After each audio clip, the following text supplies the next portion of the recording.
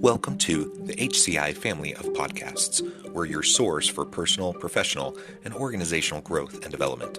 We share our own original research, explore industry trends, and interview executives and thought leaders from across the globe. Join us for practitioner-oriented content around all things leadership, HR, talent management, organizational development, and change management. Maximize your personal and organizational potential with the HCI family of podcasts.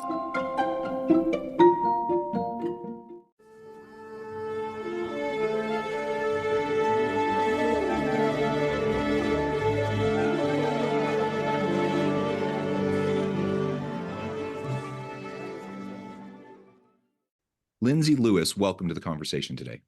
Thank you so much for having me. It is a pleasure to be with you. I'm joined by my co-host, Angela Schill. I'm John Westover. We're south of Salt Lake City in Orem, Utah, and Lindsey is joining us from Charlotte, North Carolina. We're thrilled to have the chance to talk with Lindsey today about diversity and inclusion and empowering women in finance. As we get started, I wanted to share Lindsey's bio with everybody. Lindsey Lewis has built a career around women and money. She not only helps women take charge of their finances as a chartered financial consultant and CFP professional, but she also stands as a champion for diverse women in financial service industries in her role as senior director and chair of the American College Center for Women in Financial Services, a premier center of excellence focused on research and advocacy within the American College of Financial Services. That's just a really short snippet, Lindsey, of your background, but I wanted to give you a chance to share with the audience anything else before we really just dive on into the broader conversation. Yeah, I know that title is a mouthful, but essentially what my work comes down to is promoting, advancing, and advocating for women in finance. And I do this through thought leadership, education, and research. And so it's been really fun to get into this role, especially from my time being at Utah Valley University and now working at a non-traditional college, helping non-traditional students with their learning journeys. So it is very exciting work, and I can't wait to dive a little bit deeper. This episode is brought to you by Indeed. When your computer breaks, you don't wait for it to magically start working again. You fix the problem. So why wait to hire the people your company desperately needs? Use Indeed's sponsored jobs to hire top talent fast. And even better, you only pay for results. There's no need to wait. Speed up your hiring with a $75 sponsored job credit at Indeed.com/podcast. Terms and conditions apply. Make your next move with American Express Business Platinum. Earn 5 times membership rewards points on flights and prepaid hotels booked on AmexTravel.com. And with a welcome offer of 150,000 points after you spend $20,000 on purchases on the card within your first 3 months of membership, your business can soar to new heights. Terms apply. Learn more at americanexpress.com/business-platinum. Amex Business Platinum. Built for business by American Express. This episode is brought to you by Polestar. There's only one true way to experience the all-electric luxury SUV Polestar 3, and that's to take a test drive. It can go from 0 to 60 in as little as 4.8 seconds with the dynamic handling of a sports car. But to truly understand how it commands the road, you need to be behind the wheel. Up to 350 miles of range, the 3D surround sound system by Bowers & Wilkins. It's all something you have to experience to believe. So book your test drive for Polestar 3 today at Polestar.com. If you went on a road trip and you didn't stop for a Big Mac or drop a crispy fry between the car seats or use your McDonald's bag as a placemat, then that wasn't a road trip. It was just a really long drive. Ba-da-ba-ba-ba. At participating McDonald's. Hey, business owners, we know you know the importance of maximizing every dollar. With the Delta SkyMiles Reserve Business American Express card, you can make your expenses work just as hard as you. From afternoon coffee runs to stocking office supplies and even team dinners, you can earn miles on all your business expenses. Plus, you can earn 110,000 bonus miles for a limited time through July 16th. The Delta SkyMiles Reserve Business Card. If you travel, you know. Minimum spending requirements and terms apply. Offer ends 7/16/25. And Angela, before you dive on in, Lindsey, can I just ask, are you a product of our PFP program here? Yeah, so I did my undergrad in the personal financial planning program, so the CFP registered program, and I'm a 2-time alum. I also received my MBA with an emphasis in business management as well from UVU. Oh, I have lots of questions. I'm just going to dive in. But I hope that you'll share in the middle of this when and if it probably will just come up. I'd love to hear more about, we all would, your journey to get to where you are. Maybe this is wrapped in. So just talking about innovation in financial services, you've positioned yourself as a catalyst for change within the financial services industry, and you've been focusing on modernization and the integration of diverse talent. Can you share specific examples of how innovation has played a key role in attracting and retaining quality talent, specifically diverse women with entrepreneurial mindsets within the financial services sector? Absolutely. I will start off with my origin story because that plays a big Yeah. role into this. So I grew up in Orem, Utah. I drove on 800 West, if you're familiar, for elementary school, junior high, high school, and college. So that's how I got to UVU. Are you a Mountain View alum as well? I am. I'm a Bruin. Yes, yes. Love it or hate it. I loved it. It was great. But I grew up, I have 6 brothers, no sisters. And so kind of the idea around gender norms was not in my household, because any of the chores that my brothers did, I was expected to do as well. My parents definitely, anything that they dreamed of doing, I also could dream of doing. So that was really around some of this empowerment that happened. And then growing up in Orem at the time that I grew up there, I didn't see a lot of role models of income producing women outside of the home. And my mom was a breadwinner in our household, which was kind of atypical for that time. And I saw the importance of education. And so because my mom had a college degree and was an accountant, she was employable and was able to provide for our family, which was absolutely amazing. And so I went to UVU and I'm like, I'm going to become an accountant because I know I'm always going to have a job. And through a series of events, I found the personal financial planning program, and I hopped into that program because they said I had too much of a personality to just be an accountant, which one of my brothers is an accountant, so we'll leave that there. But I hopped into that program, and what's really cool about UVU and the personal financial planning program is that it really personifies the engaged learning that UVU talks about. And the amazing thing there was that I had the opportunity to go to industry events with financial professionals during my undergrad program. So I was able to travel to 5 different conferences all over the US, paid for by either sponsors or the school, which really broadened my exposure to the industry at a very young age, like, 19, 20, 21.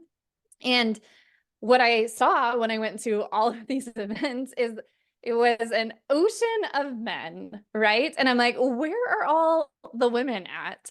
Because this career is so great for women and diverse talent and underrepresented groups, because everything you learn is applicable to your own life. So that is extremely helpful.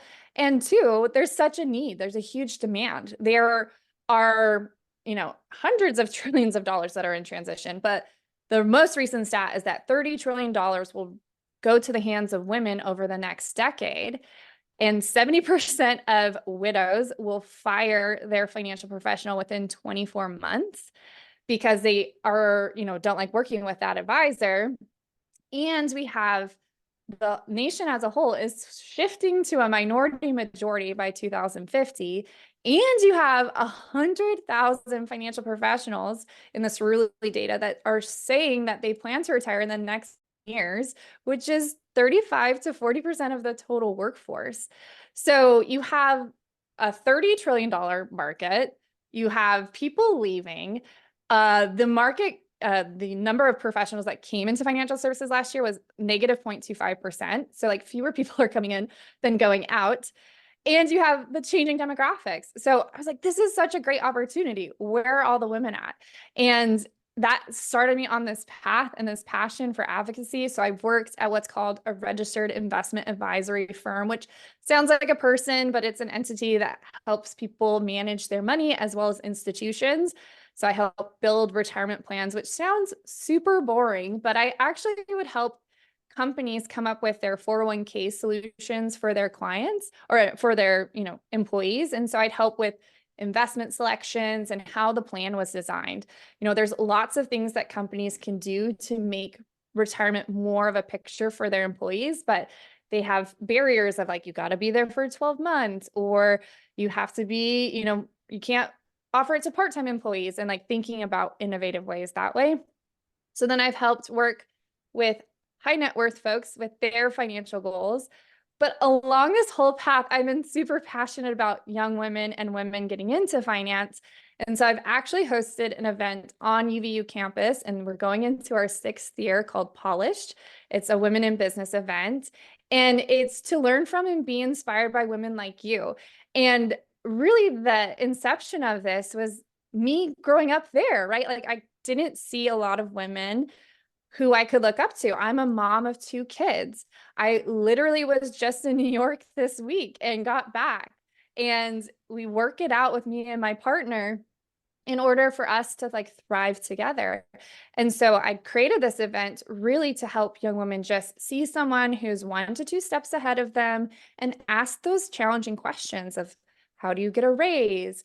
Like, maybe what do I wear to work? Or how do you negotiate that first salary, or what employee benefits should you ask for? And so that is what got me so passionate about doing this in the industry. And now in my role, I'm able to do that on a national level, as well as doing my work with UVU. So it is really around all of these data and these facts. And I think what gets me going every day is that I'm a certified financial planner professional, and the percentage of women CFPs has not changed in 2 decades. We got to change something. We got to do it, you know? So that's really what my passion came from. That's really crazy. That surprises me, because we have seen not tons of movement, but we've seen some movement in some of the other kind of traditionally male dominated fields. And you're saying there's really not much of any movement in financial planning?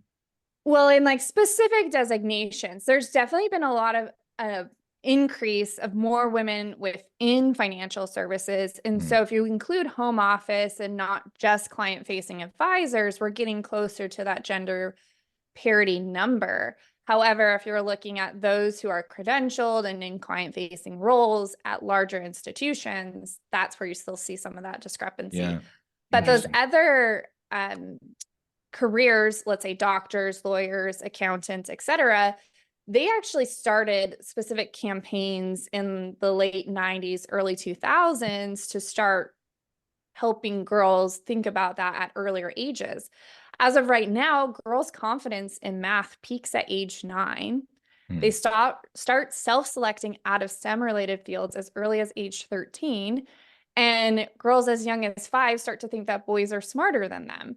So you have all of these, you know, cultural and different beliefs that are being brought up in different settings. And so in financial services, there's not really like pop culture and, you know, media related that you think of when you think of a financial professional. Like you think of Wolf of Wall Street or The Big Short, which the work that I did with my clients, like I'm crying over a table of like shared emotions. Like it's not the same. So that's, you know, the battles that we have, but it's really exciting to see some movements towards, you know, more gender parity. However, there's still a ton of areas of opportunity.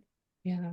Can I just say too, thank you so much for not modeling your career after like The Big Short. Thank you. Thank you. I mean, no offense to any investment bankers that are listening to this, but y'all are different animals, you know, different breed. Oh man. Well, and I have to say, I got to go to Polished, the most recent event. It was incredible. It was electric energy. It was so fun to be there. That's incredible work that you're doing, what you've started. Thank you so much. And it's so interesting because it started in the little center stage area in its first year. And, you know, we just did that one room and it's grown. We kept it through COVID. We went virtual. We came back in person, and we're really focused on finding these women who are also local to Utah, because we know that anywhere between 70 to 80% of UVU students will stay within the state. And so it is really important to make sure that they start creating networking opportunities and connections to meet new folks. And it is also very important because I don't know if you know all of the stats around women in the workforce in the state of Utah, but there's definitely a lot of room for improvement, and we rank near or at the lowest for women's equality in the workplace. And so it is also to have a voice and talk about things that people don't talk about, where, you know, your male coworker who does the same role that has the same credentials is getting paid more than you. And how do you take that to HR to have that conversation? The questions, the secret questions of the universe. The secret questions. It's mainly just asking. That is the secret. Just to do it. Just to do it. Talking about that, just empowering women in finance in general, what have you done in encountering different challenges, and what are the roadblocks that you've faced as you've marched through this incredible career? Yeah. I've faced roadblocks pretty much on a daily basis. And I guess with my growing up experience of being an athlete, I'm like, okay, I did gymnastics growing up. I'm like, you fall off the balance beam, we get back up. You know, it's just that mentality. But lots of headwinds, especially with the rollback of affirmative action, we've definitely seen that is for college admissions. However, you're seeing corporate policies starting to roll back D&I initiatives. And so consequently, like, they don't want to ruffle any feathers or, you know, get in trouble or get sued. And so you see some like DE&I officers being eliminated as roles, and you're seeing the amount of budgets that's going towards that, you know, circling back. So you had that, you know, you get that headwind. Additionally, sometimes I have found that getting great male allies is extremely beneficial, but sometimes if you don't have those great male allies, they'll look at people with like doing events or community things. Sometimes they're like, oh, that's cute. But it's like, no, like, y'all do the same thing on the golf course. We're just doing it in a different environment that like doesn't require us, you know, shooting 9 holes, right? So it's rethinking this and finding your male allies, the sponsors, the mentors, etc. And then also you just have a lot of, whether it's cultural beliefs, systemic beliefs around like women and money. I read this book called Ladies of the Ticker, which talks about the history of Wall Street through the lens of a woman. And it is absolutely fascinating because some of the investment strategies or beliefs that, you know, get thrown on women, like women are more conservative. You go back and it's their investment bankers since the late 1700s were putting them in investments that were more conservative, not necessarily explaining all of the outcomes. So it's, you know, you'd have a male heiress versus a female heiress, and they would put the male heir in more equity exposure, which means stocks, growth, etc.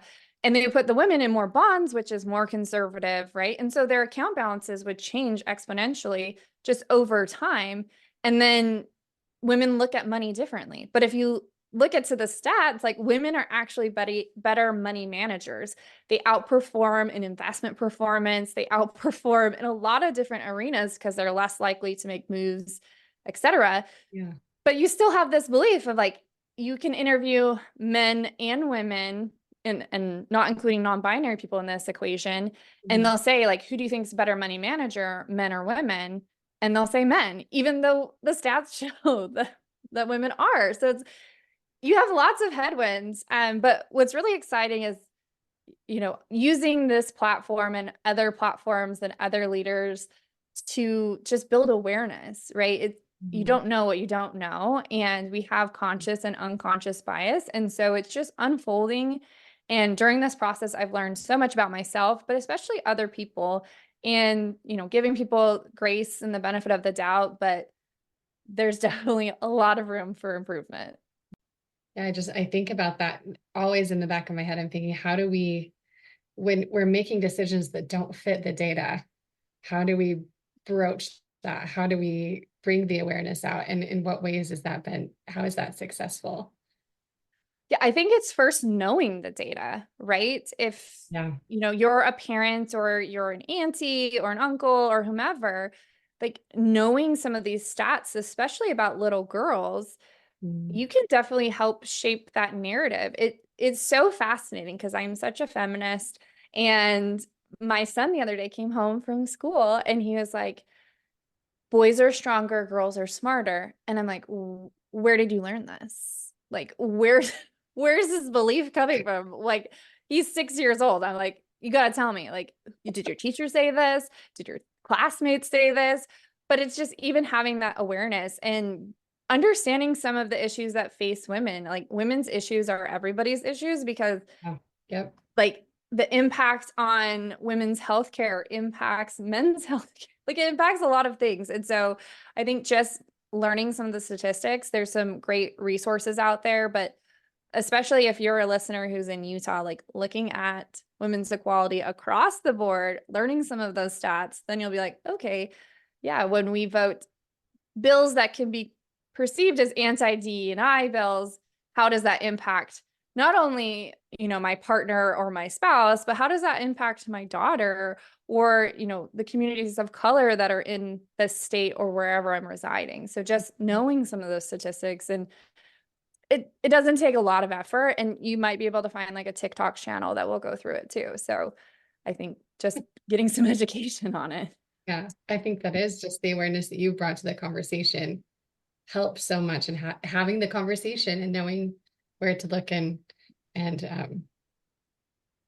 just maybe where we can individually make changes. And I look at my boys, I have these adult males that I am so proud of that are, they're feminists, and it's so great to see their changes happening. It's fun for me to see that in my children in that generation. Yes, we're definitely making a lot of strides, but when you have, hundreds, if not thousands of years stacked up, you're like, okay, Yeah, it's a got to big work ship. through this over It's a time. big ship to turn Yeah. for sure. Yeah, and you highlighted the challenge in Utah, and we could spend for like all day talking about the reasons behind this. It's a very complicated topic, but the bottom line is, yes, women's equality in Utah is abysmal. We rate in the last or near the last in most significant categories in the country, and it's a real issue that people need to pay attention to, because sometimes, I try to be a male ally, and I don't know how well I do at that, but sometimes I get frustrated because I'm like, not only I'm not surprised when other men do or say things that are a little bit misogynistic or sexist, because unfortunately that's how, a lot of men are, but I see it from women a lot too, in the state, and who are very happy with the state of being, and actually push against, what I would view as positive movement, in a more healthy direction. And so it's a really complicated thing, and let's just acknowledge it for what it is, recognize that these are challenges that we have to collectively work at resolving together. You also mentioned, some of the legislation and things like that are happening around the country, and Utah is definitely part of that. We're not immune, and in fact, there were some interesting bills passed this legislative cycle that impact schools and institutions of higher education, and diversity, equity, and inclusion initiatives, et cetera. All of this makes this work even more complicated than it already was, but now it's even more complicated because it's become so politicized and polarizing to even have these conversations. Yes. Well, we thank you for being a male ally, because you're showing up here, and if you're spreading the word, we're all about that. But I think it's really important with that comment around women impacting other women. So in some of our work that we've done, we put a name on that, and we call it horizontal oppression. So that's where people who are in marginalized groups actually attack other people who are part of that same marginalized group. And that's because, if they're, let's say, aspiring professionals and they think that there's only one seat at the table, right? And this woman versus me. And I can attest to this. Like, I felt this way when I was working in Utah, because I was like, wait, if I'm going to be the lead woman here and then another woman gets hired, like, well, how's that going to be? And instead of having a more collective, like, even if she took that seat, it's still benefiting women as a collective whole. So also for women, it is really important to do some of this introspective work, because it's, am I feeling some of this rub or aggression or jealousy or emotion because I am, jealous of her, or am I like worried about me not progressing in a specific way? And having that open dialogue, and also just, inventorying yourself. And I think that's what's really important. And as we move forward, it's going to take men, women, non-binary folks to help women all advance. And the data shows, like, when nothing bad happens when women have more money, you actually see them in more philanthropic roles. You see them, giving at different levels, volunteering, participating at different levels. And so this elevates the whole community. You elevate a woman, you elevate the community. So it's interesting, like, having grown up there, I don't live there right now, but I still, like, I fly across the country to do these events on campus at UVU, because I'm so passionate about women understanding the impact that they can have, and that there's an and in life, right? You can be a caregiver and a career person. You can be a mom and a career person. You can be a volunteer and a career person. And so can she, and so can she. And so it's about having more of an abundance mindset versus the scarcity mindset that can creep up. I think I'm going to let you with this. I have a couple of questions, but I'll let you take it where you want to go. I've seen you doing this as we've been talking with you, Lindsey, in terms of dispelling myths, which is what you do on your podcast, Women Working in Wealth. Is that right? Yep, that's okay. Right. So I'm converted to that already. You've got a new listener right here. Well, it's just on YouTube now. So I also I'm a co-host on a podcast called Shares, which is another one. But yes, I love to dispel myths. There's a lot of myths around financial services. And when you look into the research around how folks trust financial professionals, like, it's like used car salesman plus financial professional, right? And the work that financial professionals are doing are really truly impacting people's lives. It's just that someone's auntie or uncle or mom or dad or brother or sister or cousin or person or human in their life has been financially exploited. And yeah, there are, bad financial professionals that exist because it's just the way that it is. However, majority of them get into this industry to help and serve people. I actually was part of a research study about traits of successful advisors, and 60% of them said they get into financial services to help and serve people. However, when you see the depictions, or you think of an insurance agent or, an investment advisor, like, is that what's coming to mind? And so that's why I really wanted to dispel myths. Also dispelling myths around what it's like being a career woman within the field, because for some women, they've actually haven't felt a lot of headwinds being a woman in the industry. They actually have felt a lot of tailwinds, that they've been extremely successful, and they've found good allies and good partners and sponsors and mentors. And so I love dispelling myths, because sometimes they're just wrong, right? And like, we have this belief system and it's like totally inaccurate. Like, we don't trust certain institutions or something like that, where if you look at the data, it's like, actually, no, people are here to help and serve you. And it's very interesting, because we did a research study around Black women's trust in financial services, and it's abysmal. Like, no, they don't trust financial services.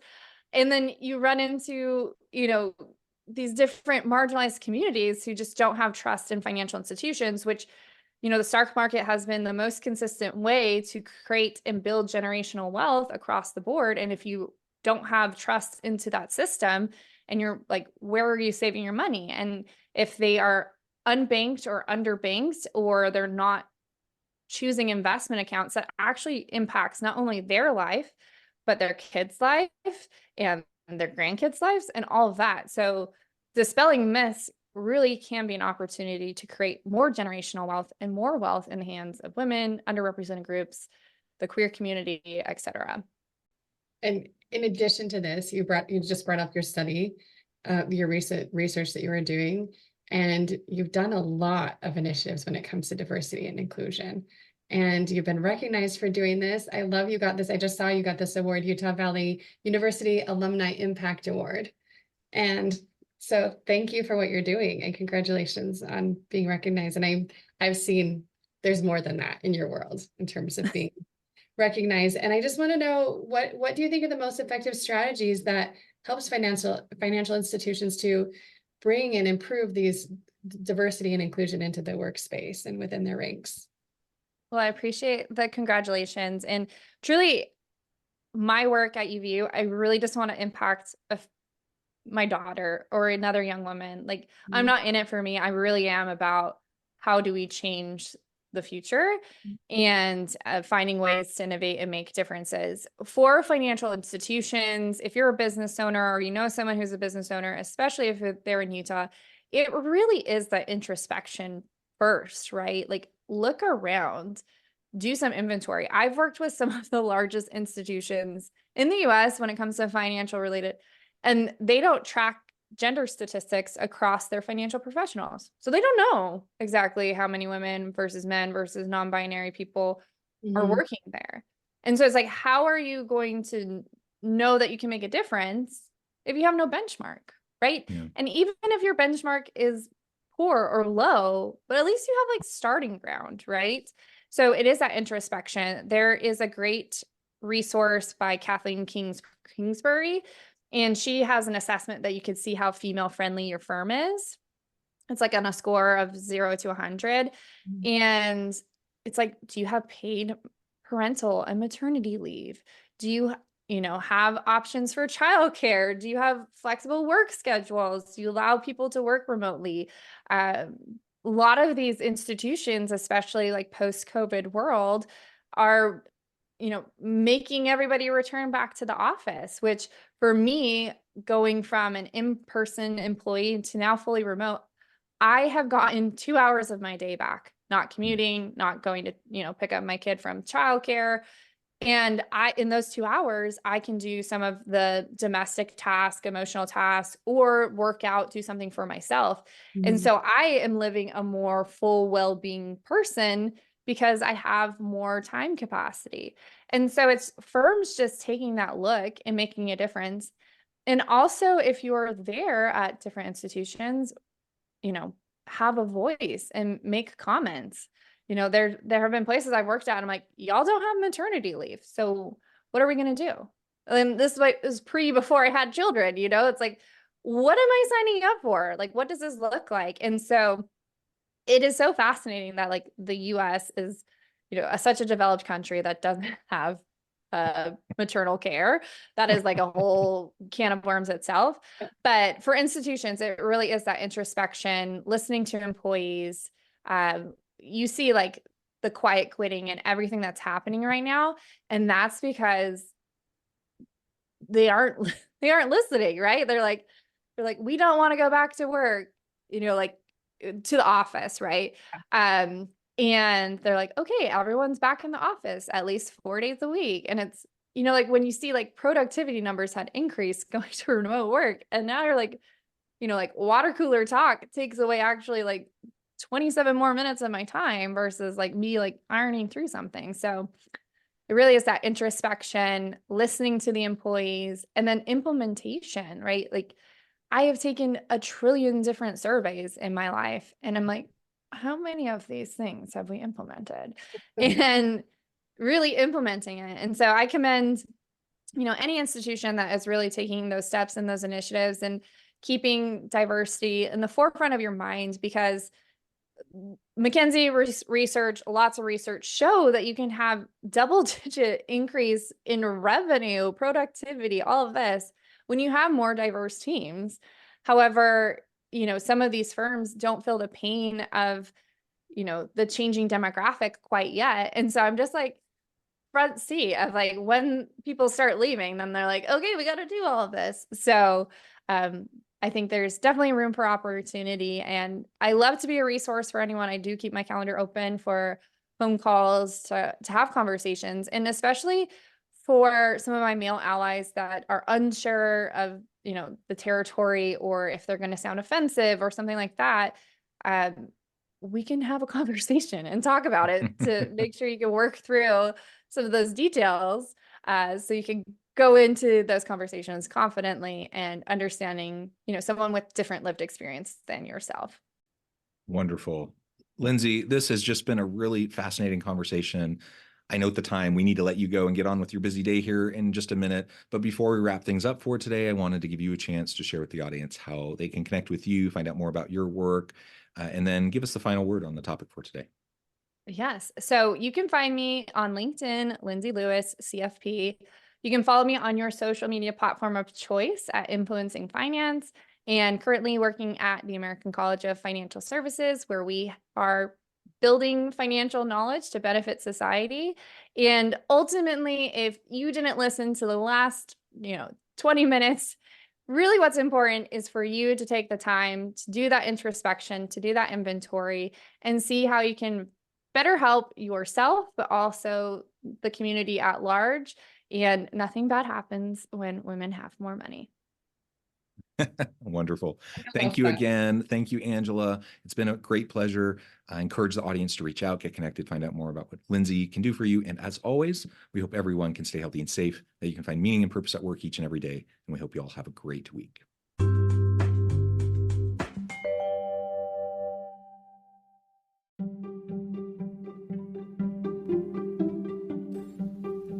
Thanks for joining us for this episode of the podcast. We hope you stay healthy and safe, and please join us again soon.